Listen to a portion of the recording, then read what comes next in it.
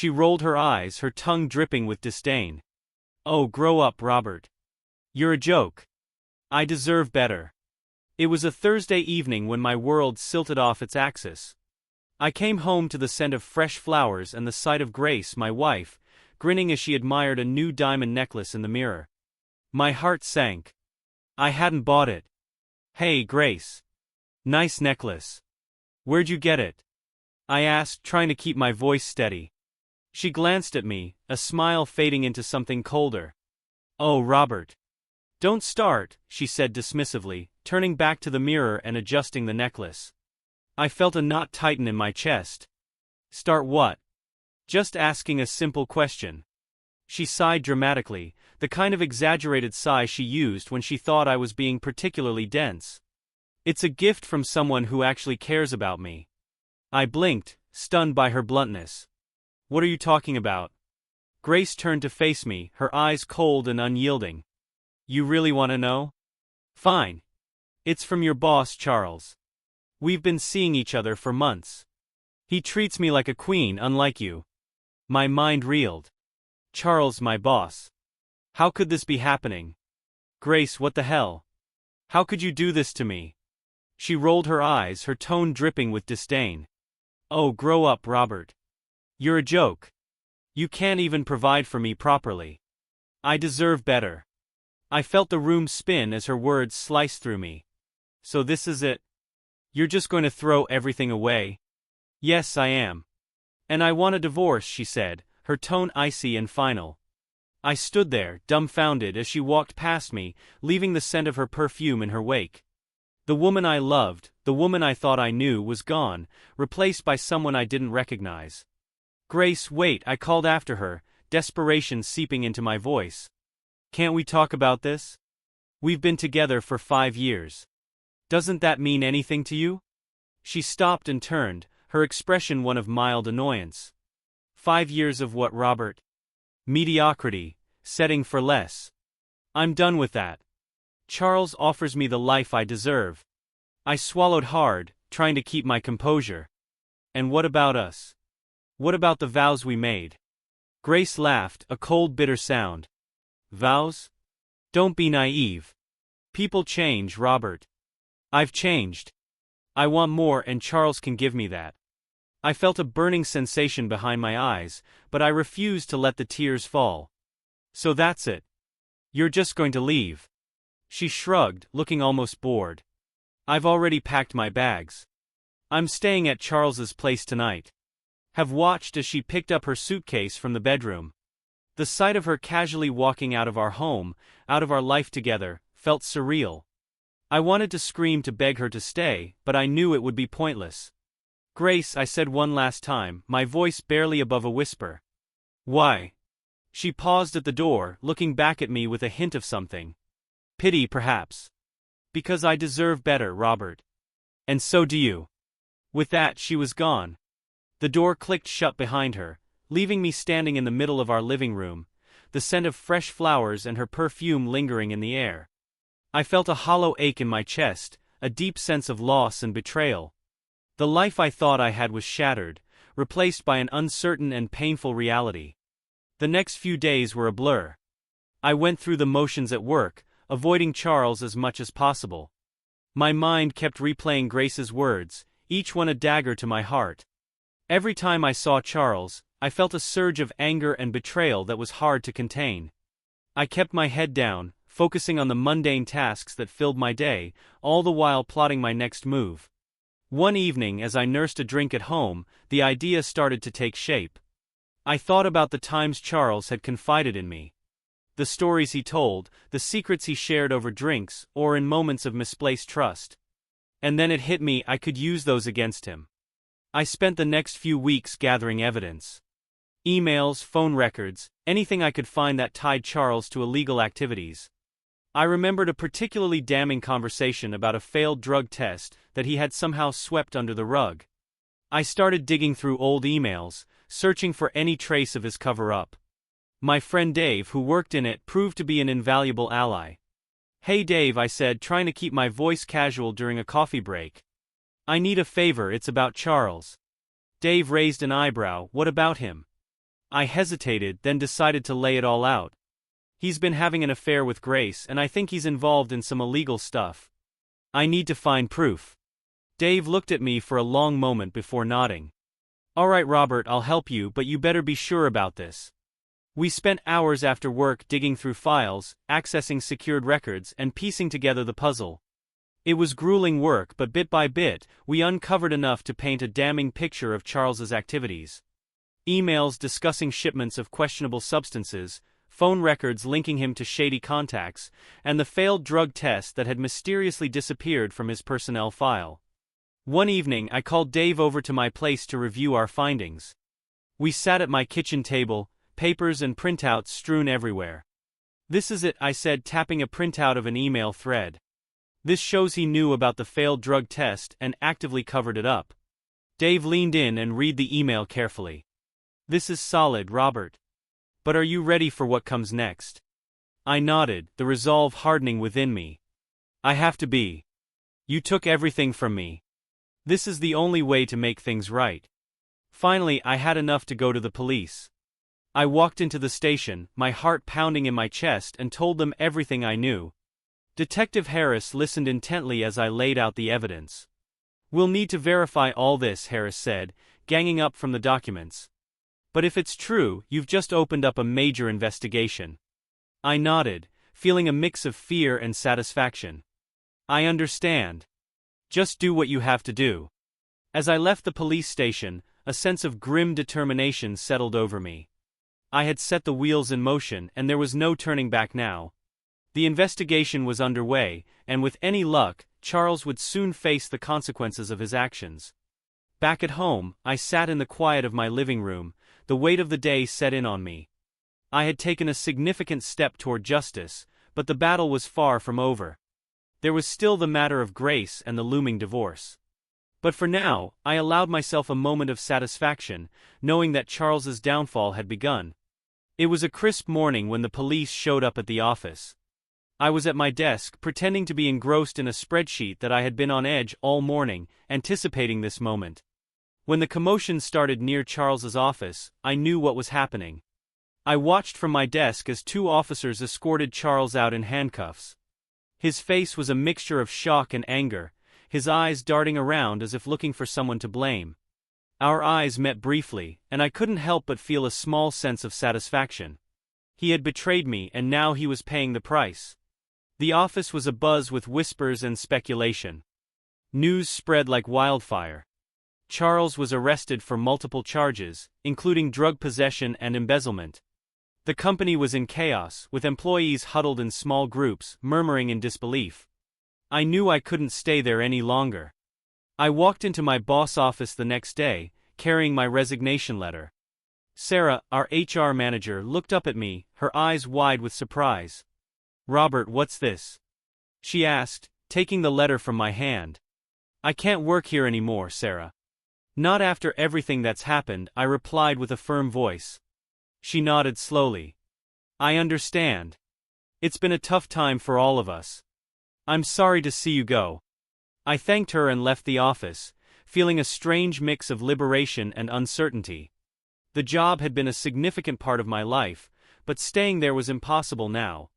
When I got home, I found Grace waiting for me in the living room. She looked worried, her usual confidence replaced with a hint of fear. "What did you do, Robert?" she demanded, her voice shaking slightly. I dropped my bag by the door and faced her. "I did what I had to do.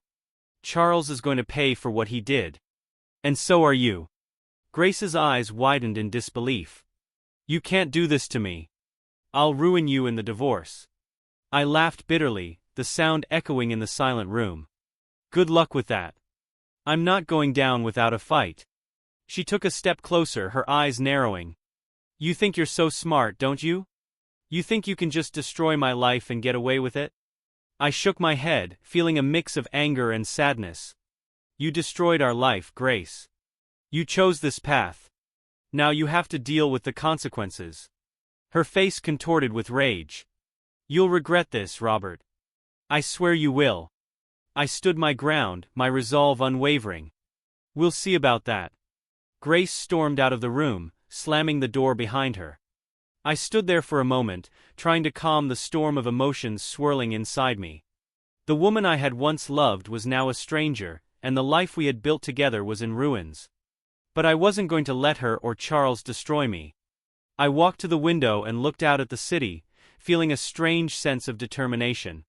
The tension was palpable as Grace and I sat across from each other in the small, sterile room reserved for divorce negotiations. Our lawyers flanked us, their briefcases full of documents that detailed the disintegration of our marriage. Grace was immaculate as ever, her expression a mask of cool detachment. But I could see the fury simmering beneath the surface. As the negotiations began, Grace's lawyer, a sharp-dressed woman with an icy demeanor, spoke first. "My client is seeking a significant portion of Mr. Griffin's assets, including the house, the car, and a substantial monthly alimony payment." I clenched my jaw, my mind reeling at the audacity of her demands. Grace sat there, arms crossed, a smirk playing on her lips. She was confident, perhaps even gloating. My lawyer, Tom, leaned forward. "Mr. Griffin has his own claims to present," he said, sliding a thick folder across the table. "This contains evidence of Mrs. Griffin's infidelity and her involvement with Charles's illegal activities." Grace's smirk faltered as her lawyer opened the folder, her eyes scanning the documents. I watched as the color drained from Grace's face. She turned to her lawyer, her voice a hiss. "Do something." Her lawyer cleared her throat, trying to regain her composure. "These allegations are unsubstantiated. Mrs. Griffin's relationship with Mr. Charles is irrelevant to the financial settlement." Tom shook his head, a grim smile on his face. "The evidence speaks for itself. Phone records, emails, even photos. Not to mention the financial transactions that tie Mrs. Griffin to Mr. Charles's embezzlement scheme." Grace's lawyer tried to protest, but it was clear the tide had turned. The weight of the evidence was undeniable. Grace's carefully constructed facade began to crumble. Her eyes flashed with panic and she turned to me, her voice dripping with venom. "You think you've won, Robert? You're still nothing without me," she spat. I took a deep breath, feeling a strange mix of pity and anger. "I may have lost you, Grace, but I've gained something more valuable. My self-respect. Goodbye, Grace." Her face twisted in rage, but she had no more cards to play. The settlement was finalized, heavily favoring me. She left the room in a huff, slamming the door behind her. I sat there for a moment, the reality of what had just happened sinking in. The woman I had loved, the woman I thought I would spend the rest of my life with, was now a stranger. Tom patted my shoulder. "You did well, Robert. It's over now." I nodded, feeling a weight lift off my shoulders. It was over. The nightmare that had consumed my life for the past few months had finally come to an end. I walked out of the building, the sun shining brightly overhead. For the first time in a long while, I felt a glimmer of hope. With the divorce finalized, I felt a weight lift off my shoulders. Charles's sentencing had been swift and merciless. The charges of drug possession and embezzlement stacked against him were undeniable. His once confident demeanor was reduced to a hollow shell as he was led away in handcuffs. The fallout was immediate. His wife and children couldn't bear the public shame and disappeared from his life entirely.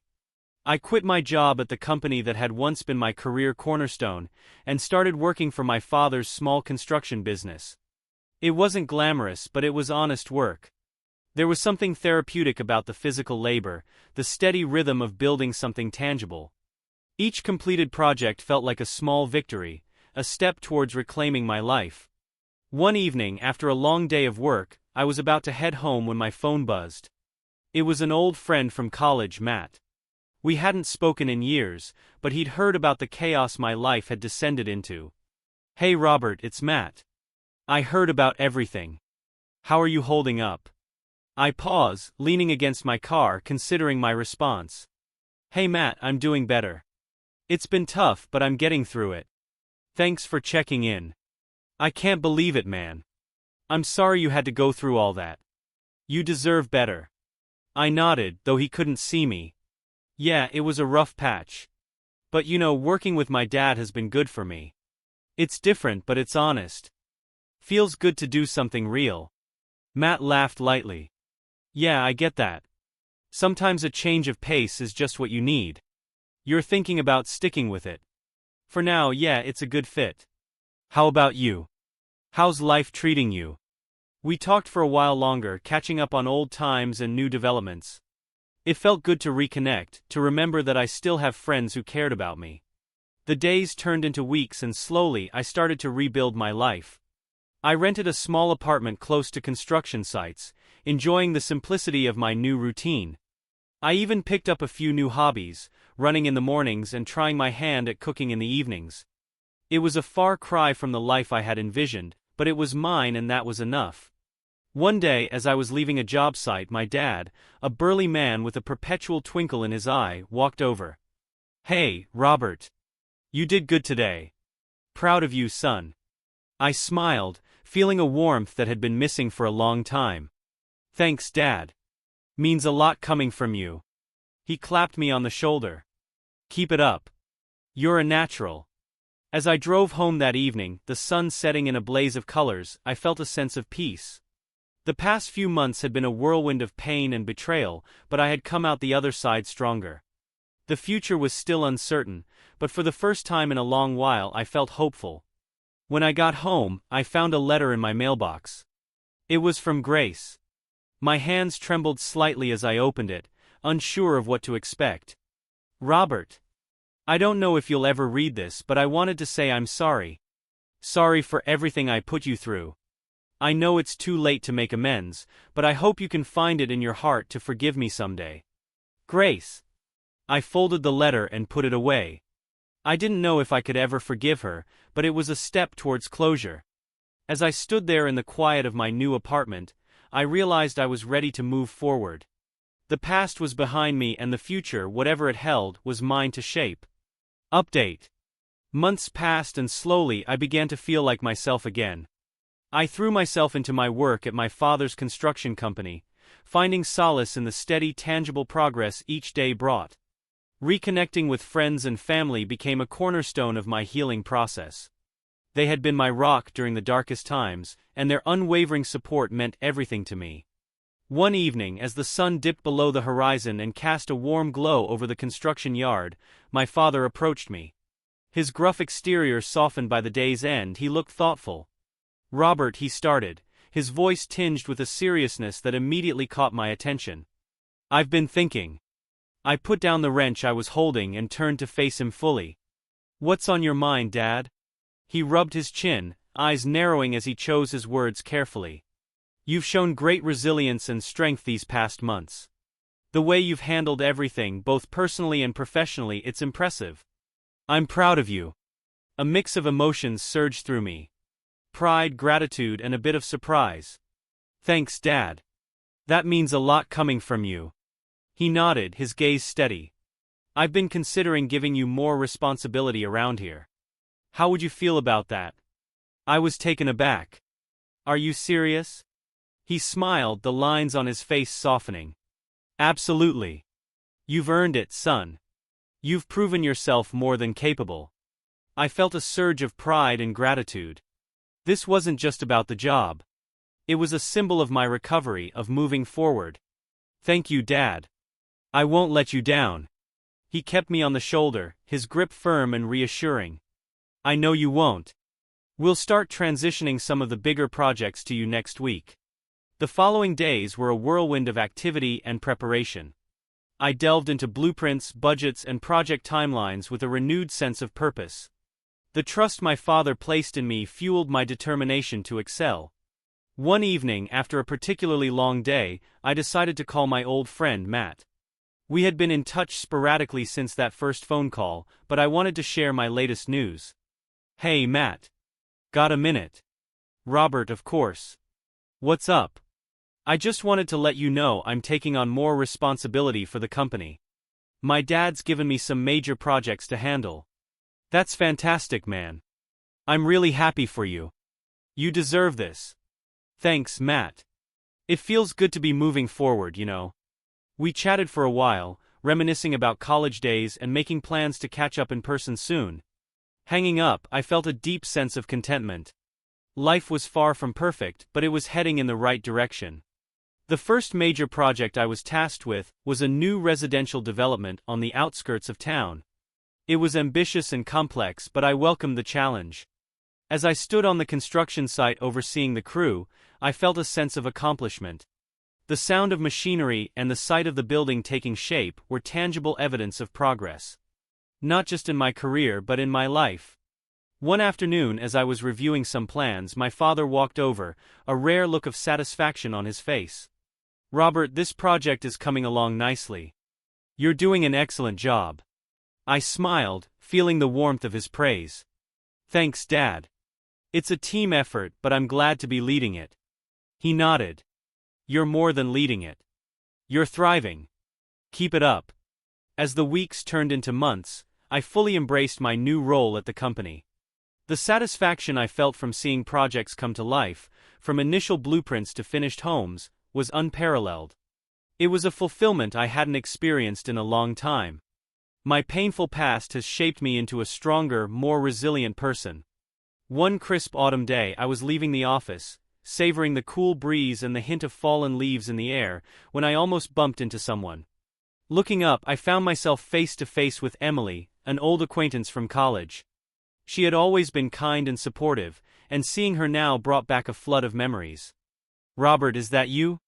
she asked, her eyes lighting up with recognition and warmth. I smiled, feeling an unexpected warmth spread through me. "Emily, it's been too long. How have you been?" We walked to a nearby cafe, settling into a cozy corner with cups of steaming coffee. We spent hours catching up, sharing stories of where life had taken us since college. Emily talked about her work as a graphic designer and her recent travels. I told her about my journey through the turmoil of my marriage and the new chapter one was building with my father's company.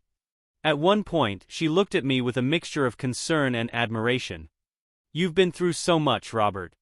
I'm glad to see you've come out stronger." I nodded, feeling a deep sense of connection and gratitude. It wasn't easy, but I had a lot of support. And honestly, reconnecting with old friends like you makes a huge difference. She smiled, her eyes twinkling with a hint of mischief. "Well, let's make sure we don't wait so long to see each other again, okay?" I felt a spark of something new and promising. "Definitely, let's keep in touch." As we parted ways, I couldn't help but feel a renewed sense of hope. Emily and I exchanged numbers, promising to meet up again soon. Walking back to my car, I felt lighter, as if a weight had been lifted off my shoulders. The following weeks were a whirlwind of activity. My new responsibilities at the company kept me busy, but I found myself looking forward to my evenings and weekends. Emily and I started meeting regularly, exploring new restaurants, going to art exhibits, and even taking a few weekend hikes. Each time we met, I felt a growing sense of companionship and joy. One evening, as we walked along a quiet path in the park, Emily turned to me, her expression serious. "Robert, I've really enjoyed spending time with you. It's been wonderful getting to know you again." I stopped, looking into her eyes. "I feel the same way, Emily. You've brought a lot of light back into my life." She smiled, her hand reaching out to take mine. "Here's to new beginnings and a brighter future." We stood there for a moment, the world around us fading into the background. In that instant, I knew that despite the pain and heartache of the past, I was on the right path. I had rediscovered myself, found new purpose, and was opening my heart to the possibilities of the future. As we continued our walk, hand in hand, I felt a profound sense of peace and optimism. My past was behind me, a chapter closed,